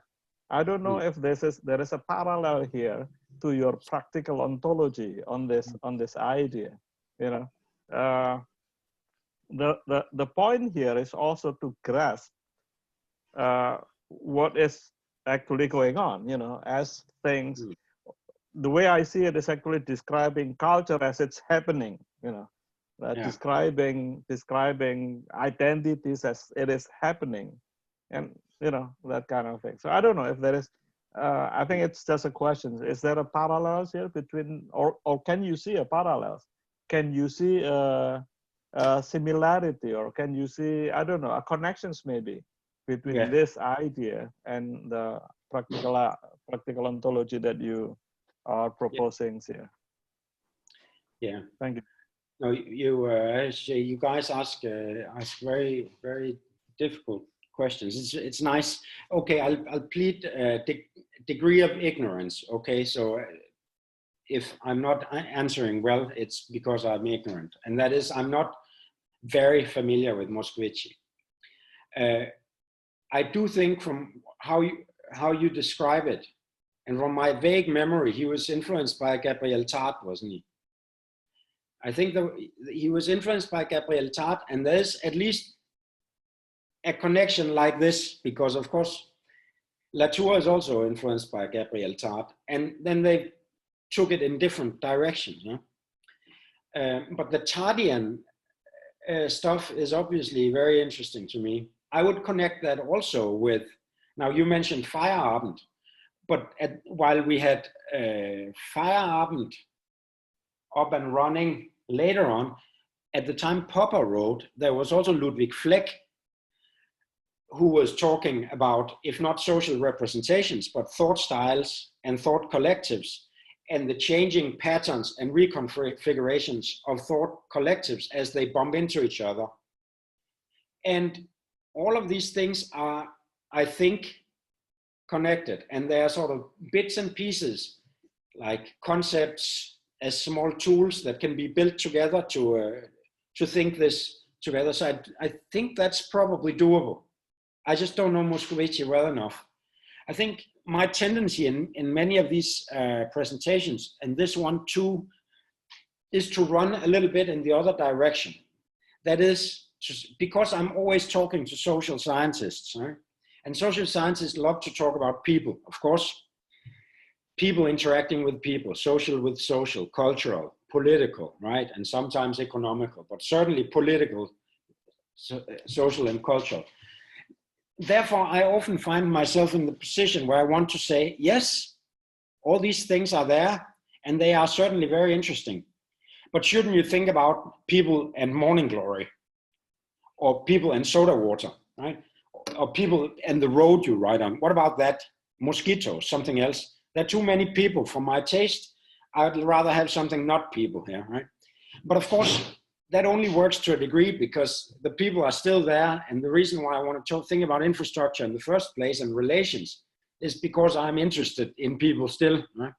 So what you're saying now, I think pushes me to go back and think a little bit on the other side. Yes, okay, there is the morning glory, but we still need to also account for what does change the ways in which these many different kinds of people perceive and interact with the world. And you know, my own old supervisor at Duke University is called Barbara Herrnstein Smith, and she used to be yeah, she's still a psychologist of sorts. And she's always saying, I need to go back and deal with, not Moscovici, but Fleck in particular, as having one of the best psychological accounts, better than any of the later cognitivists and so on. And that I need to let go of my obsession with just non-human agency and come back to dealing with social representations. So maybe I'll try to follow your lead on that too. I don't think it's in any case opposed. Yeah. Well, I think, I don't know, but I've been talking with Pa Malik about this for quite some time, Casper, about this, you know, and he's always bringing up the question of social representation. I will always bringing up the question of ANT, atau network. Precisely what I told him, that, you know, when you have people as the center of your, you know, universe, like, you know, you also need to recognize there is another kind of things that is going on, you know, not only morning glory or anything, but I always thinking now, because I'm working on digital stuff and everything, algorithm, for example, you know, algorithms, things like that. So I think quite interesting to see to what extent that I've been reading some pieces on the algorithmic ontology, you know, and maybe you're familiar with that. And I think, yeah, that very interesting question to see. But one of my questions about related to Pa Malik question is actually, and he's always reminding me about this in Moscovici theories, that, you know, the process of anchoring, that's attaching something to, you know, something. It can be life world, it can be, you know, anything. That social representation has to be anchored in something else.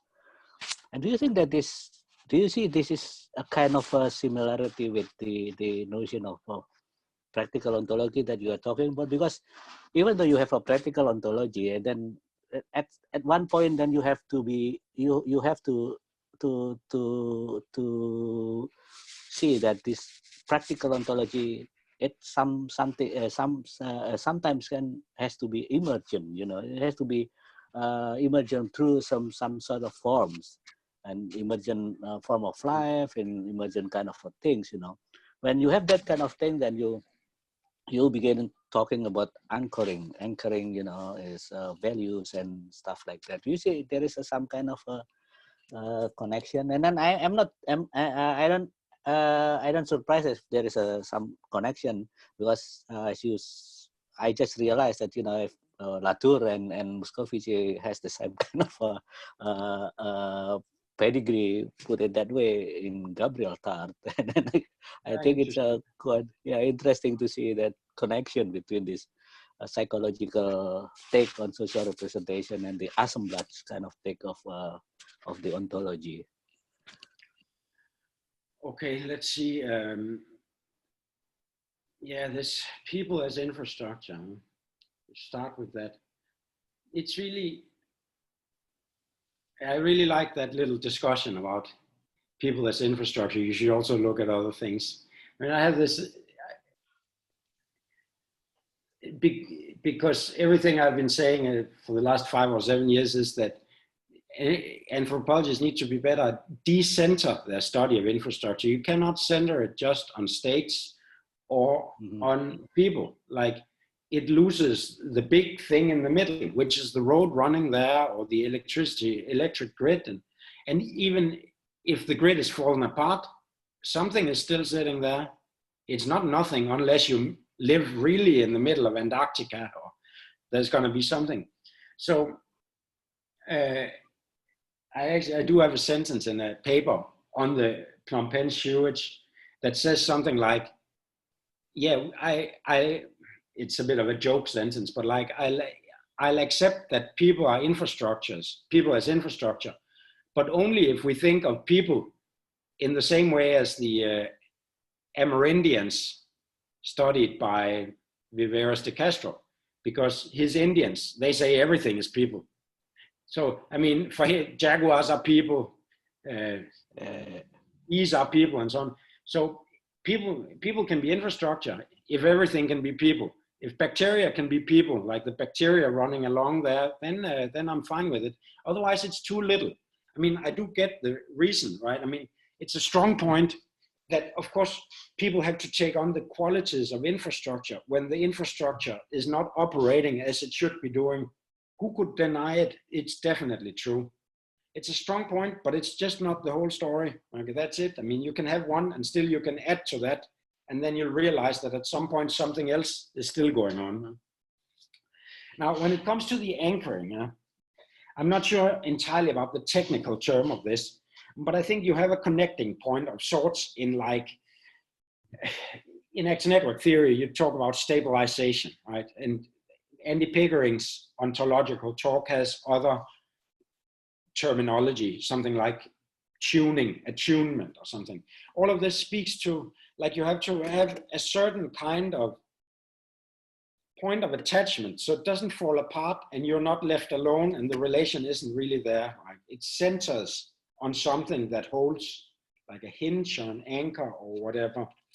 I think that is necessary. If you don't have numerous points of anchorage in many different places, you cannot have something called a system on infrastructure, right? I mean, then it's just, we cannot be talking about everything changing continuously. That may happen for some things, but that would not be an infrastructure. And I would not want to take a train on an infrastructure continuously changing, right? I mean, I would like to go from Tokyo to Kyoto in 3 hours on the Shinkansen because it's very stable, right? So therefore, a lot of things are anchored. Many things are in place. And then there's the question of what holds it in place, which is an enormous amount of money and maintenance that we never see, so we can enjoy feeling fully anchored. So the only other thing I would say is that I think the issue of emergence, practical ontologies, raises the question of, like, what are the forms of the anchors? Do we know what anchors? Does it have to be something in particular? Like, what can anchor a system? Could it be morning glory, or does it have to be engineering diagrams, right? Like, if you think about this Thai situation, go back to Atsuro's study there, the cement roads and fancy houses with garages were supposed to anchor existence for an emerging Thai middle class, but they flood, right?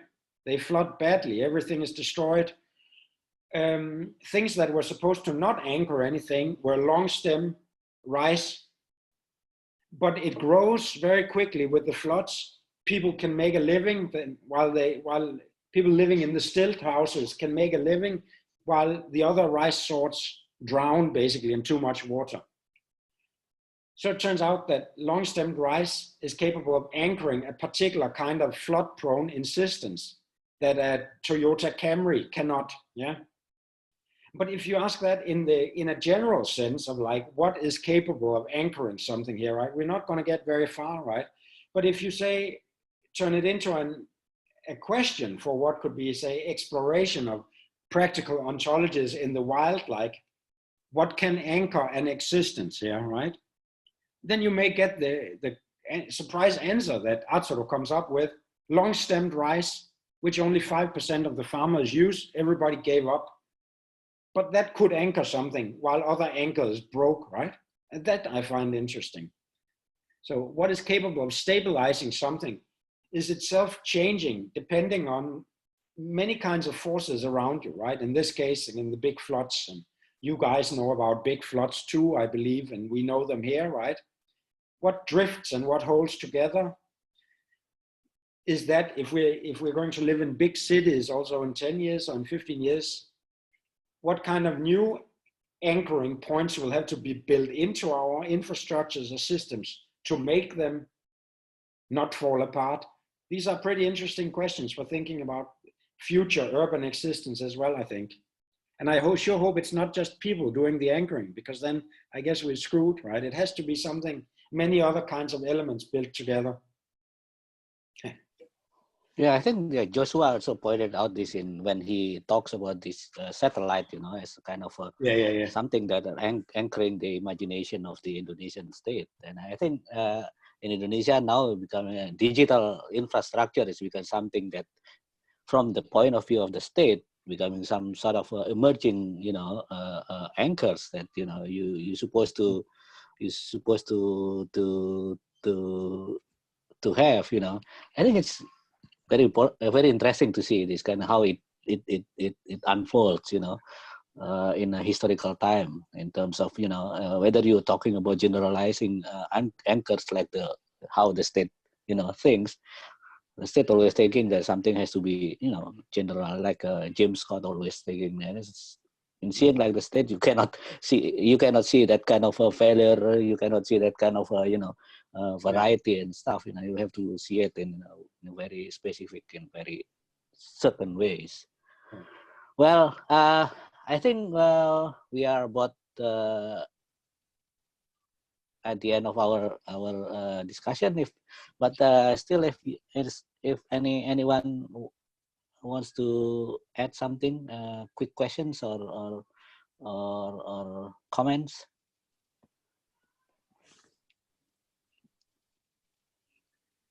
No? Okay. So yes, I think it's we have to stop here. Casper, and thank you very much for the very interesting presentation and also discussion. I think me and Pak Malik now it's something to discuss in the future. But I hope that this is not the end of our discussions, and then I look forward to have a more discussion with you as well. And then, I have every intention of going to Indonesia as soon as yes, it's possible. Please. Yeah, but we stay in touch about this. It was really wonderful to have a chance to talk here. And sorry, it was a bit difficult to interact with most people in this form, but I hope there'll be an opportunity. And so thank you very much to everybody. I appreciate it. Thank you so much, Casper. If anyone, maybe Bu Narti or Bu Ganewati has something to say before I close the sessions. Bu Narti? Bu Narti is the director of the Center for Social and Cultural Research at LIPI. Want to have something? Oh, thanks so much, Fajar. It's very inspiring discussion, even though I really missed some because I have to have some works to be done today. But anyway, this is very good and very important for us since we are doing a research on STS as well. So this is very, challenging for us how we can understand this kind of the concept of STS, and what Dr. Casper has explained us is really just make us to really think of what does STS mean and how it works in the context of Indonesia right now. So we are developing or we are we are doing a research, and now we are developing a concept with the use of STS approaches for our research. But still, we are having difficulty actually to digest really what does it mean and how it works in the framework of STS. But anyway, I think that today is not the end of the discussion. So I really have a hope that you could still have some times to expand to us further more, so we can discuss in what you call it, focusing really on what we are doing so far today. But today's good because we can understand in a broad manner what else. This discussion. And thanks so much, of course, for Dr. Fajar, because he bring us, what do you call it, he is very enthusiastic in bringing us many experts from foreigner, from abroad, so to enhance our knowledge about the concept of STS. I think that's all, Mas Fajar, Gundari, and everybody. Thanks so much again for Dr. Casper for sharing very good and very impressive discussion. And thanks so much also for our colleagues that being patient in following the discussion, the presentation given by Dr. Casper. I think that's all, Mas Fajar. Thank you. Thank you, Bu Narti. And now it's my homework actually to to deconstruct that asymmetrical relation between and try to see that there's this what you call the symmetrical position of knowledge production. Okay. Thank you again. Thank you so much again, Casper, and keep in touch, and then I look forward to talk with you in next time. And thank you for everybody for joining this STS at LIPI lectures, the inauguration lecture series of STS, and we will be inviting many other people to come and give talk on STS related issues. Thank you so much, and stay safe and stay healthy, everybody.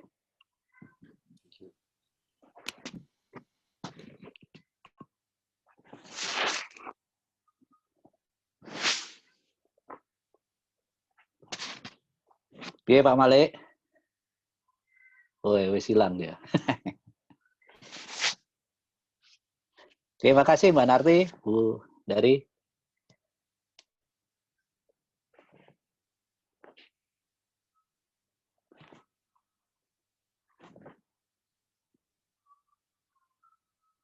Man, dimatiin aja man recording.